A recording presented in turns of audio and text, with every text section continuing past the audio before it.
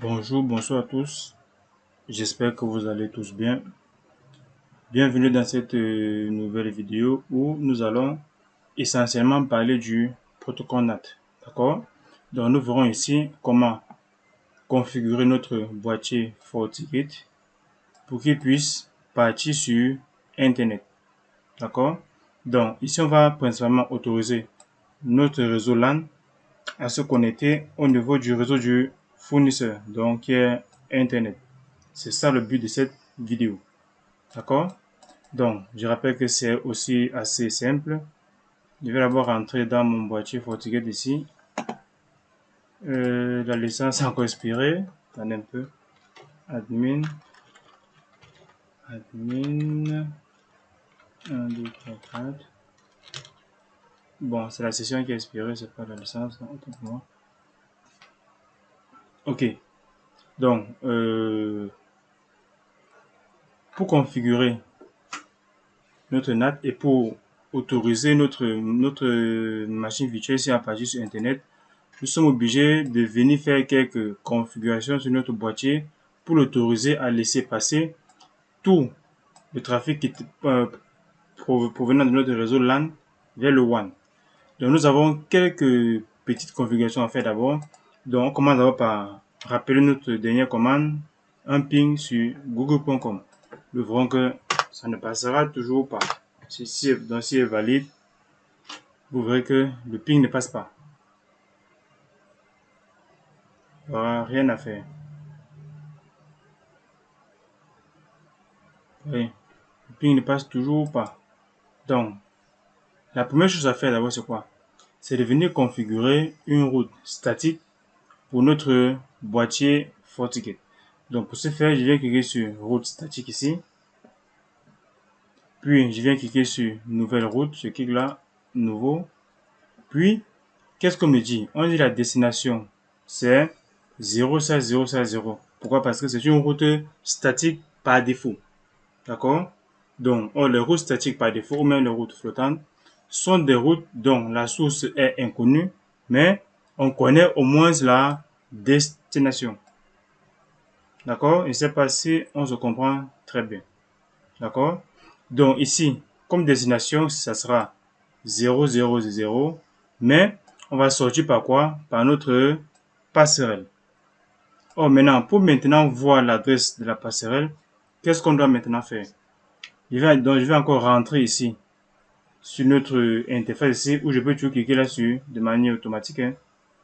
Lorsqu'il y a normalement sur automatique, normalement il doit pouvoir trouver automatiquement notre passerelle. Bon, nous savons qu'il va sortir par quelle interface? Il va sortir par l'interface WAN parce que c'est notre interface qui pointe vers Internet, vers le WAN là. D'accord? Et quand je clique là sur WAN, automatiquement, ça me donne déjà mon adresse de passerelle. D'accord? Donc, si je rentre plutôt dans mon interface WAN, parce qu'il faut que vous compreniez bien, si je rentre maintenant dans mon interface WAN, c'est mon port 1. Je double-clique là. Puis, si je viens là maintenant, on va dire quoi? La passerelle par défaut de ma part WAN, c'est quoi? C'est la 192.168.157.2. Donc, si je viens copier ça ici, je rentre maintenant dans route statique, nouveau. Si je viens plutôt spécifier ça ici, ça là sera ma passerelle. D'accord? Et je viendrai seulement ici cliquer là sur One Data. Je clique seulement là. Je sélectionne sur mon interface One. Et c'est bon. D'accord? Mais je pouvais aussi le faire de manière, récupérer ça de manière automatique. Pourquoi? Je peux le faire aussi de manière automatique. Uniquement parce que, bon, moi, personnellement, je ne me connecte pas tous les jours au même réseau One. D'accord? Mais ce qui va aussi faire que mon adresse IPC ne change pas parce que c'est une adresse qui est liée à la carte réseau virtuelle de VMware Workstation. D'accord? Donc ça peut changer uniquement, j'ai bien uniquement, si je n'ai pas moi-même modifié ces paramètres-là dans les cartes virtuelles de VMware Workstation. Donc je peux garder ça uniquement en statique là parce que je suis sûr que ça ne changera pas. D'accord? Donc, je laisse ça par défaut comme ça, pas sur OK. Voilà. J'ai configuré ma route statique. Vous voyez là, c'est activé. Donc, son état est activé. Ici, on dit que c'est configuré sur, ça passe par le port 1, donc le port du 1, et la passerelle, c'est la 192.68.157.2. Puis la destination, c'est 0000. Donc, si je reviens là, je tape sur mon ping, google.fr, vous verrez que ça ne passera toujours pas. Le ping ne passera toujours pas. Vous voyez que ce n'est pas simple de configurer le protocole NAT. Ce n'est pas donc quitter du LAN pour partir vers le WAN. C'est pas du tout de l'eau sucrée. Donc maintenant, on a fini avec cette partie. Maintenant, qu'est-ce qu'il nous faut maintenant faire? D'accord? Qu'est-ce qu'il faut maintenant faire? On va d'abord rentrer vers notre politique de sécurité ici. D'accord? Je clique là. Puis, je vais maintenant venir créer ici une adresse. D'accord? Je clique sur adresse. Ici, j'aimerais par exemple annoncer le réseau qui sera autorisé à partir sur Internet. D'accord? Donc, je rappelle qu'on n'a même pas besoin de faire ça, hein, mais c'est toujours plus pratique et beaucoup plus simple de créer toutes ces choses-ci pour facilement les appliquer. Donc, je crée mon adresse réseau ici, je passe sur nouveau, je passe sur adresse, puis j'appelle ça peut-être un network, j'appelle ça LAN-data,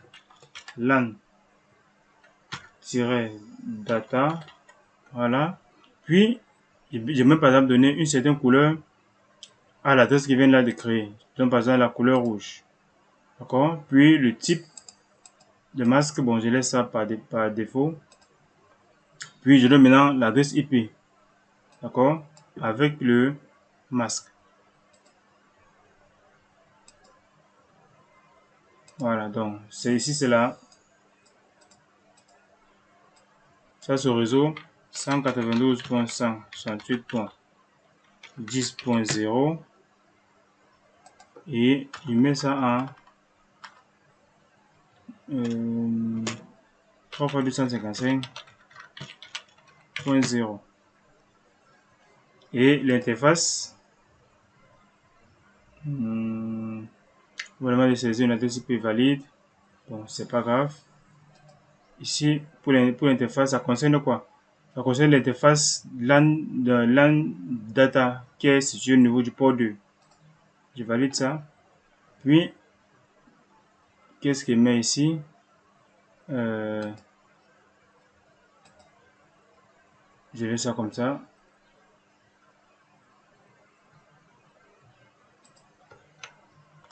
Ici, on me met plutôt l'adresse IP, donc on met la passerelle 254, ça dit toujours que c'est pas valide.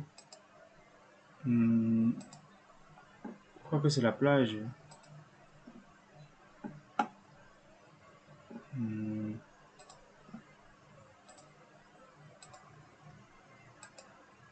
Ok. Ici, nous avons bien renseigné notre adresse réseau, mais pourquoi ça ne prend pas? Je ne sais pas pourquoi. On a renseigné l'adresse réseau 192.168.10.0 avec 3 fois 255.0. Bon, maintenant, ça a pris sans problème. Je ne sais pas pourquoi ça l'a refusé. Donc, ici, notre adresse réseau ici va pointer vers notre port 1. Donc, c'est l'adresse réseau de notre port 2. Autant pour moi. Il y a encore quoi d'autre? Bon, nous pouvons aussi ajouter un commentaire ici. Hein. Ou même ajouter même une route statique, mais ça ne nous intéresse pas. Donc, je passe sur OK. On a configuré maintenant nos adresses. Vous voyez que si je reviens encore là, je lance toujours le ping. Ça ne passera pas. Ping ne passera toujours pas.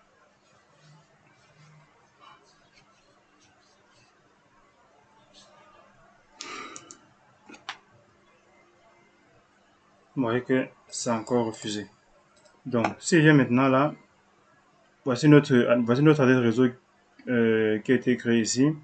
Et il y a plusieurs adresses prédéfinies qui ont déjà été mises sur pied par le boîtier FortiGate. Vous voyez, il y a beaucoup, même FQDN, tout ça, le groupe d'adresses. Donc, c'est bon. Voici ce que nous venons là de créer. Maintenant, on va maintenant partir dans l'onglet Service. Dans Service, maintenant, nous allons créer notre propre service à nous pour pouvoir autoriser nos différents ordinateurs à se connecter sur Internet. Ici, on a plusieurs services généraux qui ont été créés. On a par exemple un service qui regroupe tous les autres services. On a les services qui regroupent tous les protocoles TCP, l'autre pour UDP, ICMP, ICMPv6, HTTP, HTTPS, tout ça. Mais nous aimerons créer notre propre service ici, notre groupe de services qui va nous permettre de pouvoir avoir accès au web. D'accord? Bon, ici, on a celle-ci parce que notre groupe de services doit avoir le DNS, le HTTP et le HTTPS. Donc, dans notre cas, je vais vous montrer comment on crée cette chose. Je passe sur Nouveau, passe sur Service. Je crois que c'est plutôt dans groupe de services, pour moi, groupe de services. Voilà, groupe de services. Je viens là ici, j'appelle ça peut-être accès Internet. D'accord? Puis, je peux mettre une couleur ici, j'appelle ça même le vert. Puis, je clique sur membre ici. Ici, je vais maintenant lister tous les services qui vont intervenir dans mon groupe accès Internet. Donc, je montre dans les différents services. Nous savons quoi? Pour partir sur Internet, on a besoin de quoi? Du protocole HTTP. Je clique souvent sur HTTP. On a besoin de HTTPS. Puis, on a encore besoin du protocole DNS. DNS quelque part. Je clique sur DNS. Voilà les trois services dont on a besoin au quotidien pour partir sur Internet. Donc, je clique là-dessus, pas sur OK. J'ai créé mon service là. Si j'appelle ça accès Internet, donc, je sais pas encore. Où est-ce que c'est vraiment parti?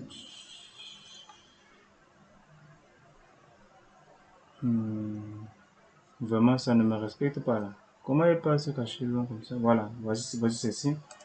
Accès Internet, c'est tout bon là. Ok, bon, c'est bon pour nous. Qu'est-ce qu'il nous reste encore à faire? Bon, maintenant, il nous reste maintenant à partir maintenant dans les politiques de notre pare-feu pour appliquer tout ce qu'on vient de créer. D'accord? Parce que pour partir sur Internet, on est obligé de passer par les politiques du pare-feu. Sans politique, il n'y a pas d'accès Internet. Donc, je clique maintenant sur politique de pare-feu ici. Veuillez prendre vraiment le temps de bien suivre toutes les étapes que nous avons effectuées. Donc, par défaut, on a toujours une politique sur presque tous les pare-feu qui bloque tout. Vous voyez? Ça bloque tout. Donc, la source, toutes les destinations. Donc, peu importe la source, peu importe la destination, le service, tous les services sont autorisés, mais l'action par défaut, c'est quoi? C'est refusé. Il dit niet, il dit non sur tout. Voilà. C'est ça le problème. Or, qu'est-ce qu'on va faire? On va venir on va créer notre propre règle dans le pare-feu qui sera ajoutée au-dessus de cette règle-ci. Parce que par défaut, nous avons cette règle implicite qui refuse tous les trafics par défaut. D'accord? Donc, pour ce faire, je vais rentrer dans on va créer notre nouvelle règle ici. Parce que si vous travaillez constamment sur les pare-feu, vous devez savoir que par défaut, la règle implicite dans les pare-feu consiste à tout refuser. D'accord? Donc, je passe sur Nouveau. Je crée maintenant ma propre règle. J'appelle ça peut-être Internet. Voilà. Internet Data. Ça, c'est le réseau data qui va partir sur Internet.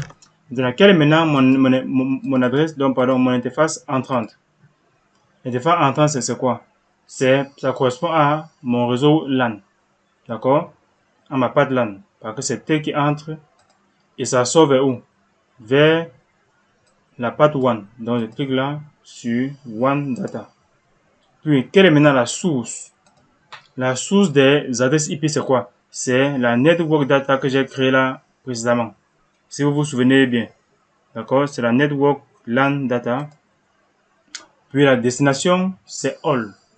D'accord? C'est toutes les destinations possibles qu'il y a sur all.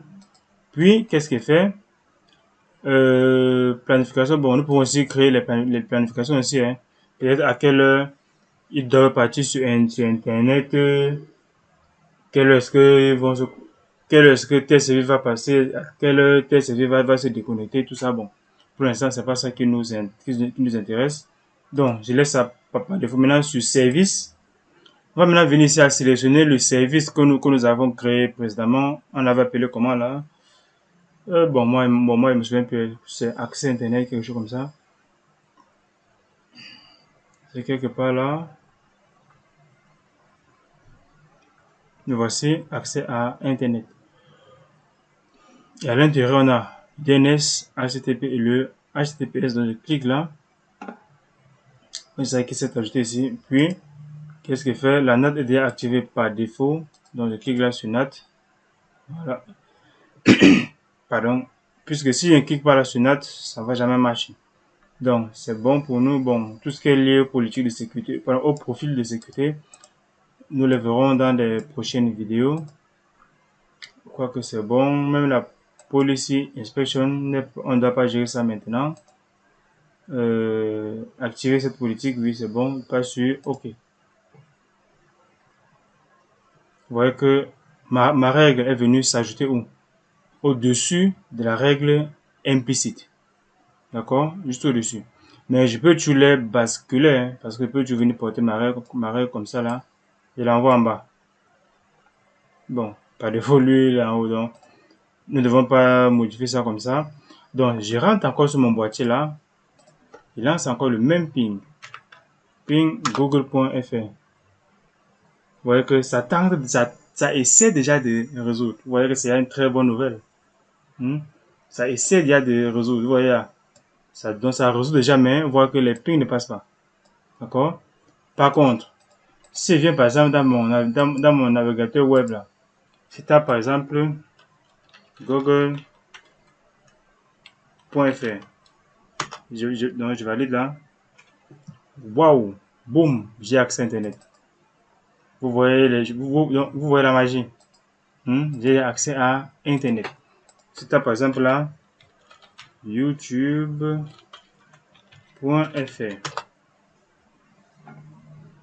Vous verrez que nous avons tous accès à YouTube. C'est génial. D'accord? C'est uniquement par rapport à tout ce qu'on faisait là précédemment. D'accord? Prenez la peine de suivre tout ce qu'on faisait.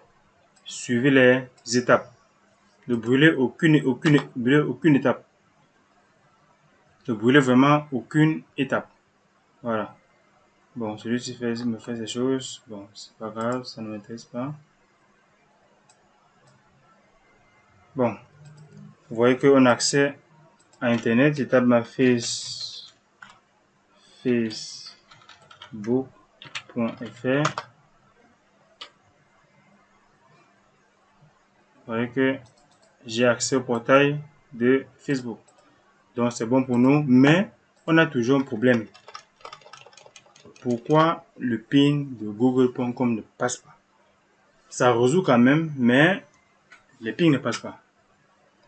Quel est le protocole qui est lié derrière les requêtes ping? Bon, j'attends que vous me donniez la réponse. Vous allez vous-même trouver la solution à ce petit problème. Quel est le protocole qui est lié derrière les requêtes ping? Vous avez compris, non?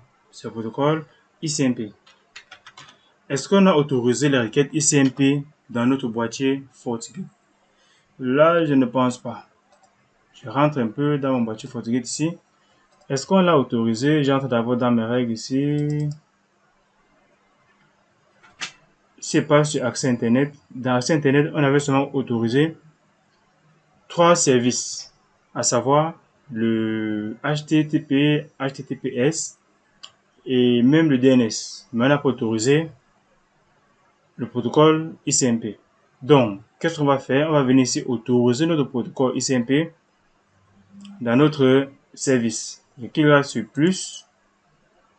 Je viens là, je clique sur All ICMP. Ça va seulement venir ajouter ces ICMP au niveau de nos différents services. Je passe sur All ICMP. Vous voyez qu'il vient automatiquement s'ajouter là. Je clique là et je passe sur OK. ICMP c'est déjà ajouté. Je pourrais venir ici l'ajouter à partir d'ici. Je clique là. Puis je viens seulement ajouter ICMP là. Donc, c'est bon. Et là, je rentre encore, relancer encore mes propres pings. Est-ce que ça va maintenant passer? Je rappelle ma commande. Ping google.fr. Qu'est-ce qu'on voit maintenant? Notre ping passe. Est-ce que la vie n'est pas alors belle? La vie est belle, non? Vous voyez que c'est très facile. Donc, notre protocole NAT est déjà activé et je peux voir ici là le nombre de mégas que j'ai déjà eu à consommer. J'ai à consommer 260,6 mégas. Donc, je vais un peu essayer de générer un peu quelques trafics là. Je viens là et par exemple, je vais me mettre quoi là? J'ai envie de générer un peu de trafic. Quelle est la bonne solution? C'est par exemple, peut-être les animaux. Les animaux. Voyez ça ici.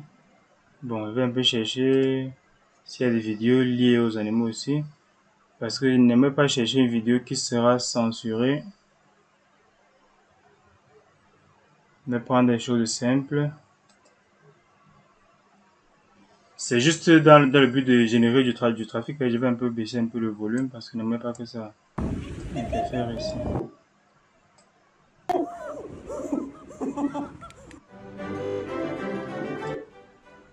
Voilà.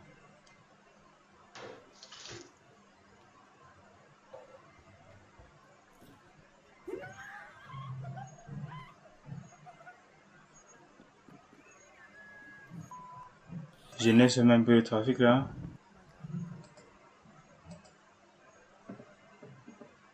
Ou même j'entre même dans ma chaîne. Je crois que c'est beaucoup mieux comme ça. Parce que souvent, les chaînes comme ça là, comme ça ne blaguent pas. Ça peut souvent venir là, nous créer des petits problèmes. Donc je viens là, même sur ma précédente vidéo, je clique. Tout ce que je fais, c'est seulement de générer un peu de trafic. Juste pour voir le différent trafic qui sera envoyé là-bas. Clique même ici. Ok, bonjour à tous. Bon, moi-même, je like. La bonne charité commence par soi-même. Bon, sauf que je ne me suis pas encore connecté à mon compte. Bon, c'est pas grave. C'est pas grave. Je tiens d'abord à m'excuser parce que ça fait vraiment. Bon, je clique encore là. Je génère le maximum de trafic possible. J'espère que vous allez bien. Et j'espère que tout se passe pour le mieux pour vous. Je rentre encore. J'ouvre encore celle-ci. Vous voyez que c'est fluide. Ok, bonjour à tous. J'espère que vous bon, quoi que c'est bon, je rentre encore maintenant dans mon boîtier FortiGate. Je réactualise encore la page.